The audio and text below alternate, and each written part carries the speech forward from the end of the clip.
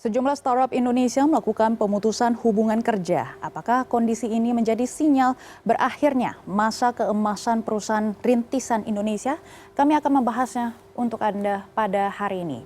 PHK melanda startup dan fenomena pemutusan hubungan kerja karyawan global perusahaan startup kini makin marak terjadi. Rata-rata perusahaan mem-PHK karyawannya sebanyak 10% dari total karyawannya, dan berikut adalah data jumlah karyawan perusahaan startup yang terimbas pemutusan hubungan kerja. Kita lihat dari skala global terlebih dahulu. Kita lihat Amazon sudah melakukan PHK terhadap 10.000 karyawannya pada tanggal 16 November. Ini masih belum lama. Pada bulan ini mereka melakukan PHK dan juru bicara Amazon juga mengakui kondisi ekonomi global terus mempengaruhi perusahaannya.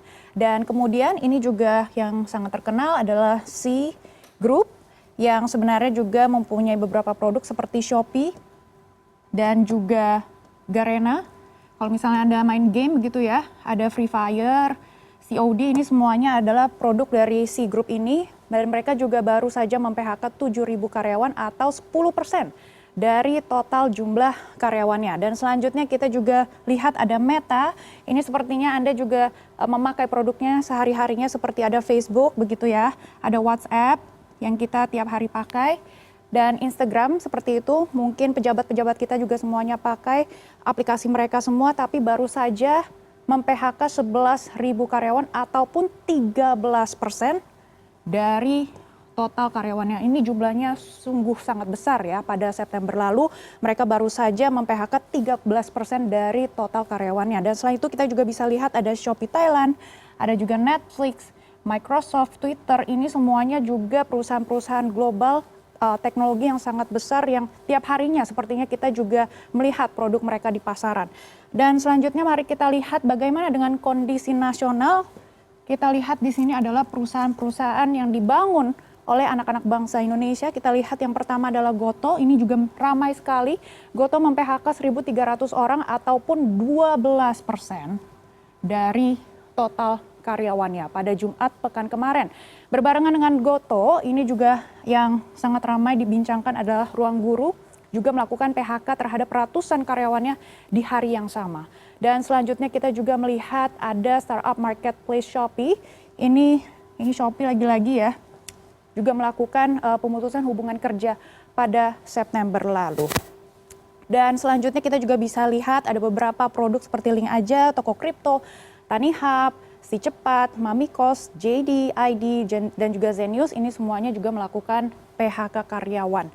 Dan selanjutnya mari kita lihat bersama alasan ini perusahaan startup PHK karyawan ya. Berbagai alasan perusahaan startup melakukan PHK pun sebenarnya sangat beragam. Di antaranya ada 3 yang sudah kami rangkum untuk Anda. Yang pertama adalah perubahan perilaku masyarakat yang membuat startup menghadapi kenyataan yang tidak sesuai dengan ekspektasi. Dan salah satu contohnya ketika pandemi muncul ya, ini startup memang menjadi incaran anak muda yang ingin bekerja secara fleksibel dan juga seperti kerja dari rumah dan merubah gaya hidup.